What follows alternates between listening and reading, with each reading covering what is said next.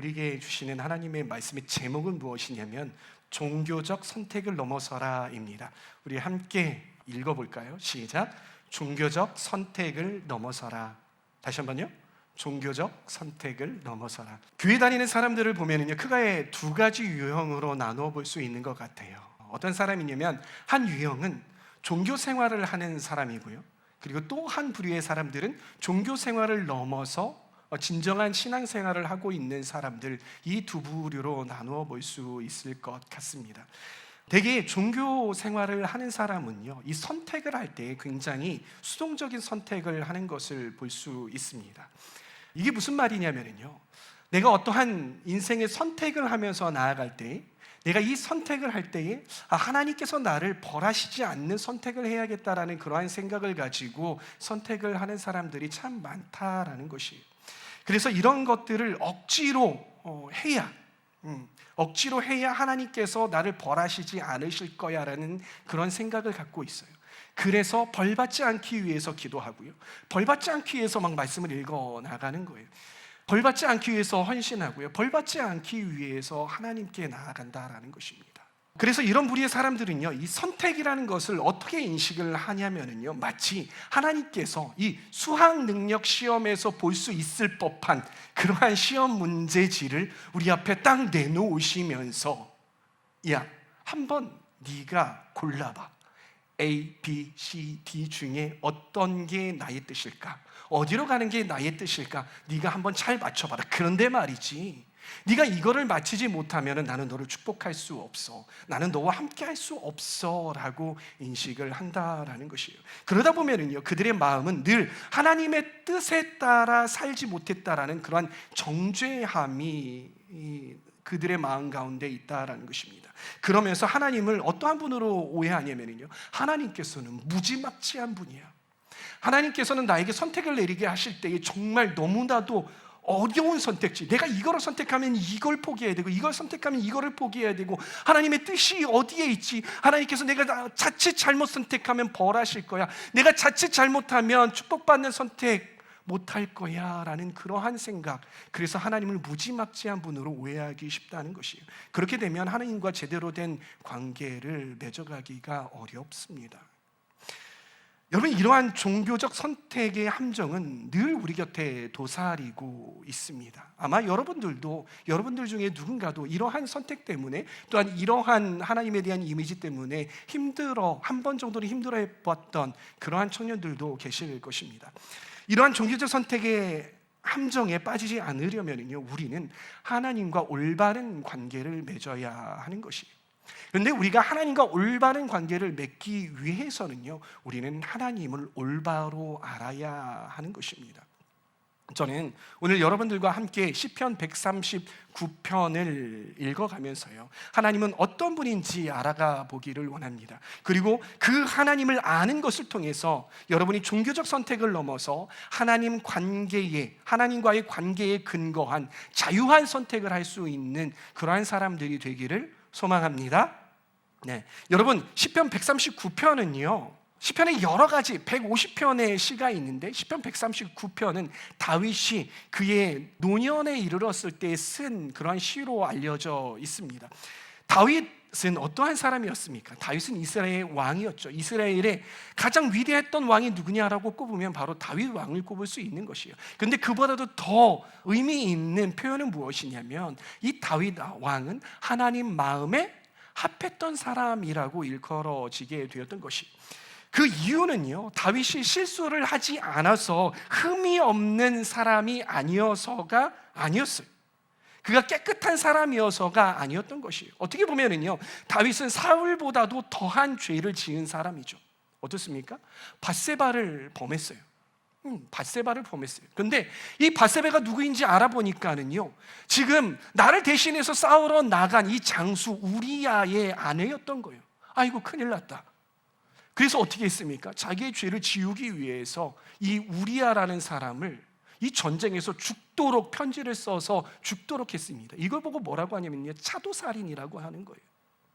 차도살인은요, 죄질이 가장 나쁜 죄 중에 하나인 거예요.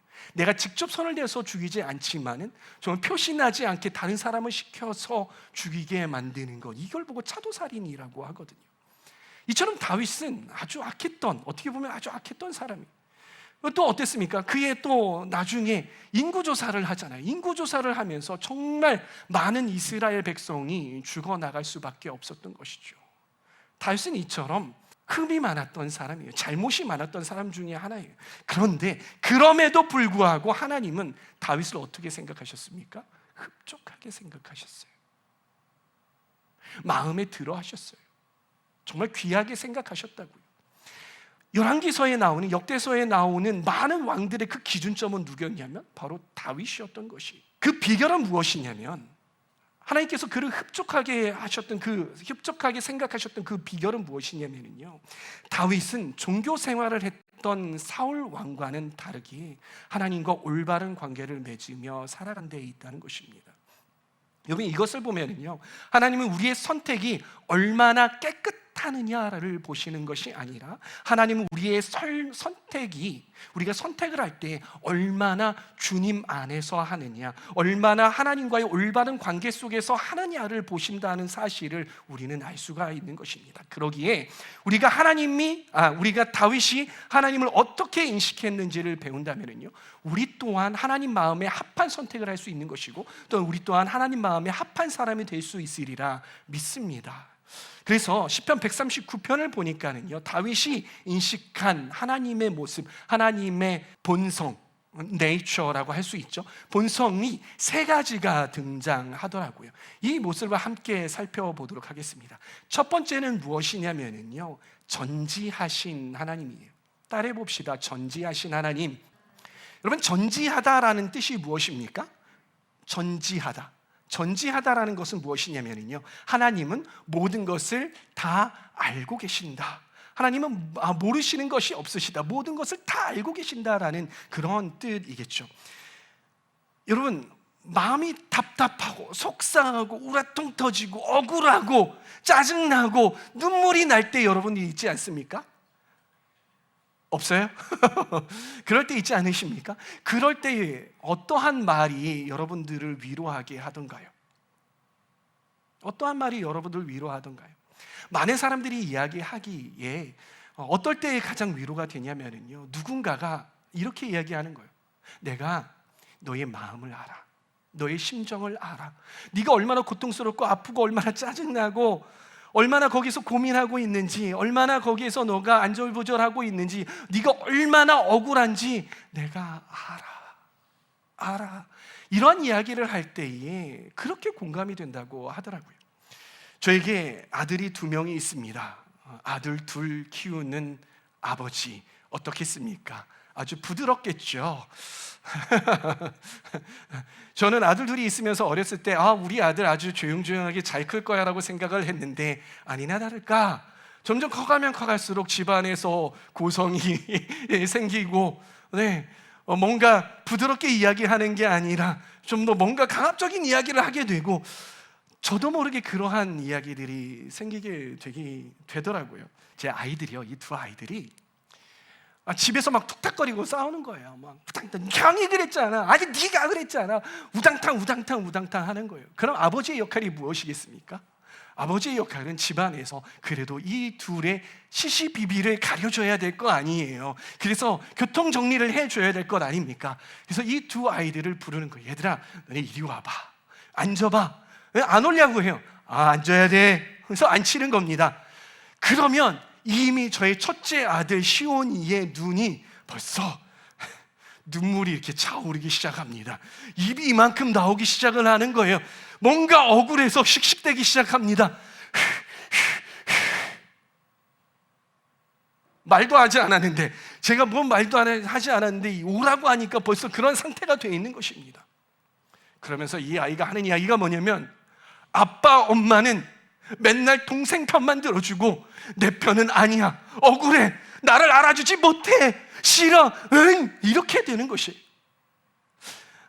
이 아이가 어느 날 그렇게 해서 제가 따로 불렀어요. 잠깐만 한결아, 이렇게 해놓고 이 시온이를 데리고 다른 방으로 들어갔어요. 그러면서 감정이 격해 있는 이 아이를 잠깐 릴렉스하게 하고요, 이런 이야기를 했어요. 시원아, 아빠도 첫째야. 아빠도 장남이야. 장남이 뭐야? 뭐 이렇게 하는 거죠. 장남은 말이지 너처럼 형이라는 거야. 아, 그런데 엄마도 장녀야. 장녀는 또 뭐야? 너처럼 가장 언니라는 뜻이야. 아, 그래서 말이지 장남인 너, 내가 장남이야? 너 장남이야. 너가 형이니까 맞아, 너의 마음을 알아. 그렇구나, 이런 말을 하는 거예요. 너가 늘 이렇게 있으면서 형이니까 책임감 있지. 너가 늘 이야기하잖아, 너가 동생 키우기 어렵다고. 맞아, 얘는 지가 동생을 키우는 줄 알아요. 엄마 아빠하고 같이 동생을 키우는 줄 안단 말이에요. 키우느라고 네가 책임감이 많지. 막 그때부터 막 눈물이 더 글썽거리기 시작을 하는 거예요. 그러면서 동생이 참 말도 안 통하지, 합의도 안 되지. 맞아, 그 마음을 엄마 아빠가 안다니까. 아, 그렇구나. 그런데 사람들은 한결이가 어리다고 네 편 들어주는 게 아니라 한결이 편 들어주고 한결이만 이뻐해주고 그러는 것 같지? 그래서 서운하지? 그때 막 울기 시작을 하는 거야. 그러면서 안아주면서, 시원아, 아빠 엄마가 네 마음 알아, 충분히 알아. 그랬더니요, 한참 울고 거기에서 마음이 싹 다 풀어졌어요. 그러고 나가가지고 동생한테 미안 내가 미안, 진심을 다해서 미안, 이것도 아니고 미안 이렇게 하면서 상황이 종료가 되었습니다. 엄마 아빠가 나의 이 억울한 심정을 안다는 것 하나만으로도 이렇게 위로가 되는데, 그렇지 않습니까? 그런데 하나님은요, 이 부모가 자녀를 아는 그런 암보다 더 깊이 더 잘 알고 계시지 않으시겠습니까? 아닙니까? 더 잘 알고 계시는 거예요. 그러니까 우리에게 얼마나 큰 위로가 되겠습니까? 우리 말씀 한번 보도록 할까요? 말씀은요, 시편 139편 1절에서부터 6절까지 말씀입니다. 우리 큰 목소리로 다 같이 1절에서부터 6절까지 있는데, 공평하게 제가 한 절 읽고 여러분들이 한 절 읽고 이렇게 읽도록 하겠습니다. 제가 읽습니다. 주님께서 나를 샅샅이 살펴보셨으니 나를 환히 알고 계십니다.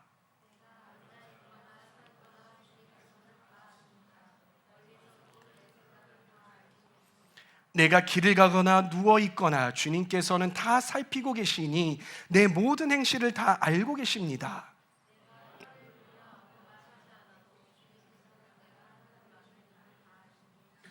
주님께서 나의 앞뒤를 두루 감싸주시고 내게 주님의 손을 얹어주셨습니다.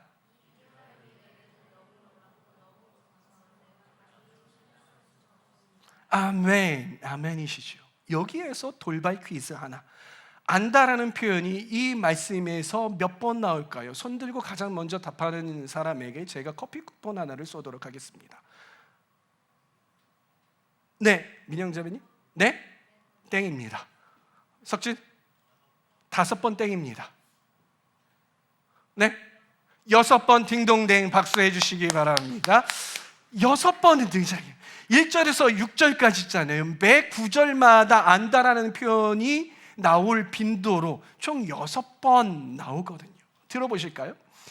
샅샅이 살펴보셔서 나를 환히 아시고, 앉아있을 때나 일어서 있을 때에도 아시고, 멀리서도 내 생각을 아시고, 길을 가거나 누워있을 때도 아시고, 내 모든 행실을 아시고, 아무 말 하지 않아도 하려는 말을 모두 아신다.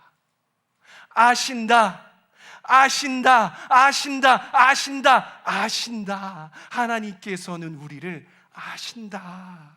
하나님께서 나를 아신다라는 의미가 무엇일까요, 여러분? 하나님께서 나를 아신다라는 의미가 무엇일까요? 하나님께서는 나를 나에게 지극히 관심이 많으시다라는 것이에요. 아멘. 하나님께서 우리에게 관심이 많으시다라는 거예요. 이 관심이 많다라는 것, 이해하고 있다, 알고 있다라는 것은 신인 하나님께서 이 인간 개체를 인간은 어떠하지 이렇게 인간 개체를 알고 계시는 그러한 수준이 아니라요, 개인적으로 알고 계시다라는 거예요. 내가 아무개, 내가 배한나 너를 알아. 내가 이민영 너를 알아. 내가 너를 알아. 내가 승훈이 너를 안다. 내가 너를 안다. 이렇게 말씀을 하고 계신다라는 거예요. 근데 아는 정도가 어떻게 하면 네 머리카락 몇 개인지 알아. 나는. 여러분, 자기 머리카락이 몇 개인지 아시는 분 계십니까? 나도 알고 있지 못하는 그러한 나에 대해서도 하나님께서는 어떻게 해요? 아신다라고 하는 거예요. 그리고 나의 상황이 어떠한지, 그리고 그 상황의 뜻이 무엇인지, 그리고 내가 무엇이 필요한지, 내가 굳이 하나님 앞에 입을 떼서 말하지 않아도 하나님께서는 그 모든 것들을 알고 계신다라는 겁니다. 얼마나 놀랍습니까? 하나님은 이렇게 우리 각 사람 한 사람을요 지극히 사랑하시고 인격적으로 존중하시며 또한 우리를 알고 계시다라는 것입니다. 하나님께서 전지하신 이유, 하나님께서 우리의 모든 것을 알고 계시는 그 이유가 무엇일까를 제가 생각을 해봤어요.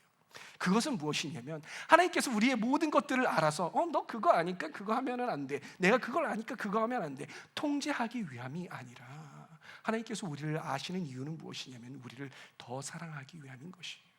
우리에게 더 많이 공급하시고 또한 우리를 더욱더 풍성하게 하기 위해서 하나님께서는 그렇게 전제하신 분이시지 않으실까 생각을 해봅니다. 두 번째 하나님은요, 전제하신 하나님입니다. 따라해볼까요? 전제하신 하나님. 여러분, 전제하신 하나님이 뭘까요? 이 전지는 들어봤는데 전제는 무엇이냐면, 하나님께서는요 그 어디에도 계실 수 있는 분, 그 어디에도 계시는 분이시다라는 거예요. 어떤 분이시다? 그 어디에도 계신다. 이걸 좀 돌려서 이야기하면, 하나님께서 계시지 않은 곳이 있다 없다? 없다. 하나님께서는 어디에도 계시다라는 거예요. 여러분, 많은 사람들의 간증을 들어보면요 이렇게 시작하는 분들이 많아요. 내가 하나님의 뜻을 저버리고 하나님이 없는 곳으로 한번 도망쳐 봤는데로 이렇게 시작하는 간증을 하시는 분들이 참 많더라고요. 여러분, 혹시 여러분들 중에도 작정하고 내가 하나님이 안 계신, 내가 하나님이 없는 것 같아, 그래서 내가 하나님 없는 곳으로 한번 도망쳐 봐야겠다라고 해서 도망쳐 본 분 계시지 않습니까? 계십니까? 어떻습니까? 하나님을 떠나보니 거기에 하나님이 안 계시던가요? 이야, 역시 여기에는 하나님이 없어, 그러시던가요? 이거는 하나님을 한번 떠나본 사람들은 압니다. 그러시던가요? 우리 한번 말씀을 볼까요? 7절에서 12절까지 보면은요, 이 화자는 마치 하나님께서 없는 곳에 내가 한번 이렇게 도망쳐 본 사람처럼 이야기를 하거든요. 이 7절에서 12절까지의 말씀을 함께 읽는데, 이번에는 한 목소리로 시작. 이 말씀에서 말하고 있는 것이 무엇입니까? 내가 한번 주님을 한번 떠나봤더니 이렇더라라고 하는 것 같지 않습니까? 근데 어떠하다고 합니까? 어떠하냐면요, 하나님은 내가 하늘에 가봤는데 하늘에도 계시고, 그리고 스월에도 계시고, 그리고 동쪽 너머로 날아가도 하나님은 거기 계시다 안 계시다? 계시고, 그리고 서쪽에도, 바닷가 서쪽에 가도 거기에 하나님이 계시다 안 계시다? 거기에 계시는 거예요. 거기에. 우와, 위에도 밑에도 좌우 모든 곳에 하나님이 다 계시는 거예요. 그래서 내가 하나님이 안 계신 곳이 어디인가 봤더니 이 공간적인 것들을 한번 피해서 어둠이라는 것을 사용을 해본 거예요. 내가 어둠에 거해 봤더니, 우리 11절에서 12절 보면은요, 어둠이 와랑 나에게 달려들어서 나를 비추던 빛이 밤처럼 되어라 해도 주님 앞에서는 어둠도 어둠이 아니면 밤도 대낮처럼 밝으니 주님 앞에서는 어둠과 빛이 다 같습니다. 이거 뭔가 헷갈리죠? 이 한국어로는 막 되게 어렵잖아요. 이 이야기가 무엇이냐면요, 하나님께서는요 어둠에도 계시고 그리고 빛에도 계시는 거예요. 어둠이 그렇게 의미가 없다라는 거예요. 하나님께서 빛을 비추시면 그 어둠조차도 빛처럼 밝게 빛나더라라는 것이에요. 그렇기에 이 어둠에 갔더니 거기에도 하나님이 계시다 안 계시다? 계시더라. 우와, 하나님이 모든 곳에 다 계시다라는 거예요. 하나님 피해서 도망쳐봐도 하나님이 계시지 않은 곳이 없더라. 하나님은 모든 곳에 계시는구나라는 것을 깨닫는 것이죠. 그런데 더 중요한 것은 무엇이냐면요, 이 화자가, 이 다윗이 썼겠죠. 이 다윗이 하나님이 없는 곳에 막 도망쳐 본 거예요. 그런데 거기에 누가 계셔? 하나님이 계신 거예요. 어휴, 하나님 여기도 계시더라고요, 이러는 거예요. 그런데 하나님이 거기 계셔서 계신 이유를 보니까, 야, 네가 나를 피해서 도망간다고? 네가 어떻게 감히 그럴 수 있어? 너 이리 와, 귀 잡고 봐. 이제 끌고 가는 거죠. 일로 와, 헤드락 걸어서 너 내가 가만 안 둬. 너 끝까지 쫓아가서 심판할 거야, 벌할 거야. 이러시기 위해서 하나님이 거기 계시던가요? 아니라고요. 어떠해서 하나님이 거기에 계신 거예요? 어떠해서요? 하나님께서 나를 인도하여 주시고 나를 주님의 오른손으로 힘있게 붙들어 주기 위해서 하나님이 거기에 계시더라 라는 것입니다. 많은 신앙인들이요, 제가 보면 많은 신앙인들이 선택의 갈림길에서 고통스러워합니다. 저도 그랬던 것 같아요. 청년 시절에 이 선택의 길에서 고통스러워요. 왜냐하면요, 두 길 다 죄 짓는 길이 아니에요. 물론 죄 짓는 길과 하나님의 길, 이걸 놓고 이야기하는 것이 아니라요, 둘 다 죄 짓는 길이 아니에요. 근데 죄 짓는 길이 아닌데 내가 선택을 이쪽으로 가가지고 선택을 뭔가 잘못하면 하나님께 벌 받을 것 같은, 내가 축복을 받지 못할 것 같은 그러한 생각이 들 때가 너무나도 많다라는 거예요. 하나님과 끊어질까 봐 두려운 마음이 들 때가 있다라는 것이에요. 그래서 결정도 잘 하지 못할 때가 많다라는 것. 그리고 결정을 하고 나서도 나 이 길이 하나님께서 원하는 길이 아니면 어떻게 하지? 하나님께서 축복하지 않는 길이면 어떡하지? 라는 그러한 생각 가운데에 거할 때가 많더라는 것입니다. 근데 여러분 그거 아십니까? 하나님께서는요, 어떤 하나님이냐면요, 우리에게 생각보다 많은 것들을 선택할 수 있도록 선택권을 우리에게 주시는 하나님이시라는 사실을 여러분 아십니까? 그리고 하나님께서 주신 그 자유의지를 가지고 우리가 하나님 앞에 의지하면서 선택해 가는 모습을 보면서 기뻐하시는 그런 하나님이라는 거 여러분들 아십니까? 우리가 어떠한 선택을 해서 걸어가더라도요, 하나님께서는 거기에 계시는 그러한 하나님이시에요. 거기에 계실 뿐만이 아니라요, 하나님께서 안전한 길로 우리를 인도해 주시는 그러한 하나님이십니다. 또 우리가 또 그 길을 가느라고 지치고 힘들어할 때에 하나님께서 또한 우리를 힘있게 붙들어 주시고 또 하나님을 향해서 잘 걸어갈 수 있도록 도와주시는 분이 우리 하나님이라는 것이에요. 하나님은 우리가 생각하는 그러한 쪼잔한 하나님이 아니다라는 것이에요. 이렇게 하나님께서 전제하시는 이유, 모든 곳에 계시는 이유는 무엇이냐면 그 어떠한 경우에라도 하나님께서 우리와 함께하기 위함이라는 것입니다. 하나님께서는 우리가 홀로 하나님이 없는 곳에 떨어져서 슬퍼하고 고통스러워하는 것을 원치 아니시기 때문에 전제하시는다, 모든 곳에 계신다라는 것을 여러분 기억하시기를 바랍니다. 세 번째입니다.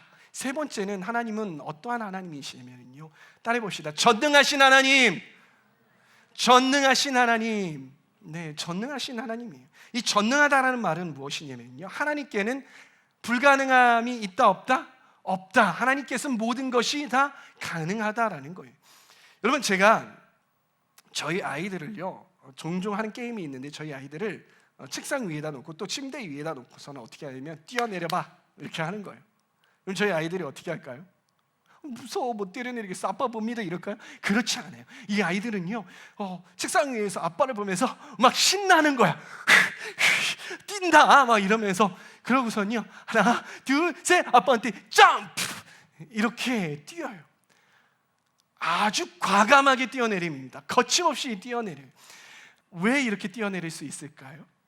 아빠가 받아줄 거라는 것을 알기 때문이고 믿기 때문인 거예요. 그래서 자기가 떨어져 가지고 다치면 어떻게 하는 이러한 이 의심은요 조금도 없는 것이에요. 그런데 이 놀이를 못하는 아이들이 있어요. 왜 못하는 줄 아세요? 아빠에게 뛰지 못하는 이유는 무엇이냐면요, 아빠가 나를 잡지 못하면 어떻게 하지? 내가 아빠한테 뛰어내렸는데 아빠가 잘못 잡으면 어떻게 하지? 나를 놓치면 어떻게 하지? 이러한 생각을 갖는, 이런 의심을 갖는 사람, 그런 아이들이죠. 그럼 어떻게 됩니까? 어떤 생각이, 아빠가 못 잡으면 내가 어떻게 될까를 생각을 하게 되는 것이죠. 생각이 복잡해지기 시작을 합니다. 그래서 내 아빠가 못 잡으면 내가 떨어지겠지. 떨어지면 다치면 어떻게 하지? 머리를 부딪히면 어떻게 하지? 팔이 부러지면 어떻게 하지? 다리가 부러지면 어떻게 하지? 아프면 어떻게 하지?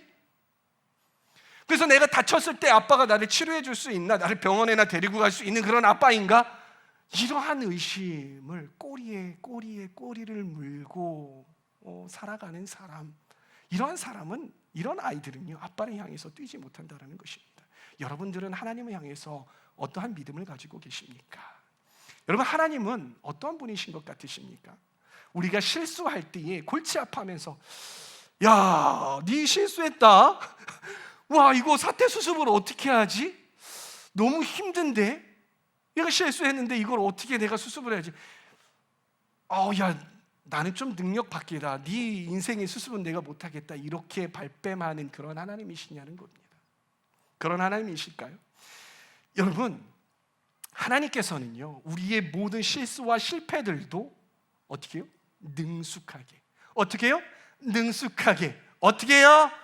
능숙하게 다루실 수 있는 그런 하나님이실 뿐 아니라 완벽하게, 어떻게 해요? 완벽하게 우리를 다시 선한 길로, 우리를 다시 올바른 길로, 우리를 다시 승리하는 길로 그렇게 인도하실 수 있는 그러한 완벽하신 하나님이심을 믿으시기를 바랍니다. 왜냐하면요, 하나님은 우리를 만드셨기 때문인 거예요. 여러분들의 물건이 부서졌어요. 이걸 가장 잘 고칠 수 있는 사람이 누구일까요? 그것을 만든 사람에게 가져가면은요, 가장 잘 고칠 수 있듯이 우리 인생이 뭔가 부서졌을 때에, 우리 인생이 어딘가가 망가졌을 때에 그 인생을 가장 잘 고칠 수 있는 분은 바로 누구이시다? 우리를 창조하신 그 창조주 하나님이시다라는 것입니다. 우리를 창조하신 하나님께는요, 우리를 고치는 것은요, 너무나도 쉬운 일이라는 것 여러분 기억하시기를 바랍니다. 그래서 다윗은 13절에서 16절까지 그것을 말하고 있습니다. 시간 관계상 이것을 우리가 다 읽지는 않을 거예요. 여러분들이 집에 가셔서 시편 139편을 함께 읽어보시기를 바랍니다. 그런데 그 뒤에 나오는 17절과 그리고 18절을 보면서요, 저는 진리를 깨달았어요. 우와, 이게 뭐야? 하나님 일하신 분이시구나라는 것을 깨닫게 되었어요. 여러분들과 함께 진리를 깨달아 보지 않으시겠습니까? 함께 읽어가면서 한번 진리를 깨달아 보겠습니다. 함께 큰 목소리로 읽어봅니다. 시작. 하나님, 주님의 생각이 어찌 그리도 심오한지요. 심오하다는 건 뭐예요? 얕다라는 거예요? 깊다라는 거예요? 깊다라는 거예요. 그 수가 어찌 그리도 많으신지요. 이상하지 않아요? 하나님의 생각이 수가 많다라는 것, 그 표현이 무엇일까?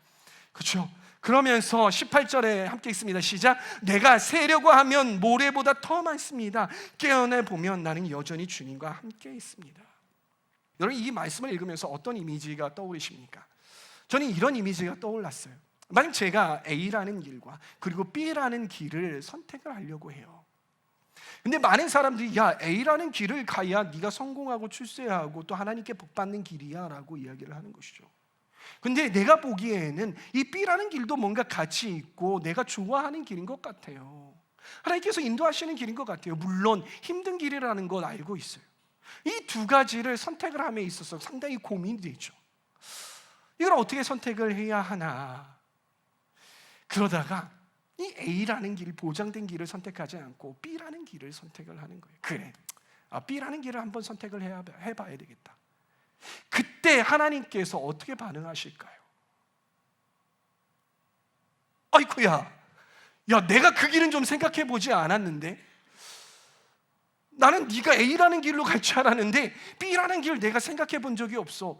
이걸 어떻게 해야지? 내가 이걸 너를 어떻게 대해줘야지? 내가 지금 막 이렇게 생각을 해보고 개성기 뜯어 보니까 나는 너를 커버업 해줄 수가 없는 것 같아. 내가 그 길 가운데 너와 함께 걸을 수 없을 것 같아. 정말 미안하다. 너 혼자 걸어야 될 것 같아. 하나님께서 이렇게 말씀을 하고 이렇게 반응을 하실까요? 하나님은 아마도 이렇게 말씀하실 거예요. 네가 B 길을 선택을 했다고. 너 다른 사람들은 다 A라는 길을 선택을 하고 막 이렇게 나아가는데, 너는 참 창의적이다. 너 참 창의적이다. 너 참 대단하다. B라는 길, 정말 대단한데, 야, 그런데 말이다, 나는 이 그 B라는 길도 생각을 해봤는데 충분히 생각을 해봤어. 깊이 생각을 해봤어. 심오하게 생각을 해봤어. 근데 너가 그 B라는 길을 갈 때에 나는 너에게 이런 것을 제공해주고, 이런 것을 제공해주고, 이런 길로 갈 수 있고, 또 이런 것, 이런 것, 이런 것, 이런 것, 이런 것, 이런 것, 이런 것, 이런 것, 이런 것, 이런 것, 이런 것 다 같이 시작. 이런 것, 이런 것을 같이 하자는 얘기잖아요. 자, 이런 것 시작. 이런 것, 이런 것, 이런 것. 왜 안 해요? 같이 합시다. 이런 것, 이런 것, 이런 것, 이런 것, 이런 것, 이런 것. 아직 멀었어요. 이런 것, 이런 것이 준비되어 있고, 이런 것, 이런 것, 이런 것, 이런 것, 이런 것, 이런 것, 또 이런 길, 이런 길, 이런 길, 이런 길, 이런 길이 있어.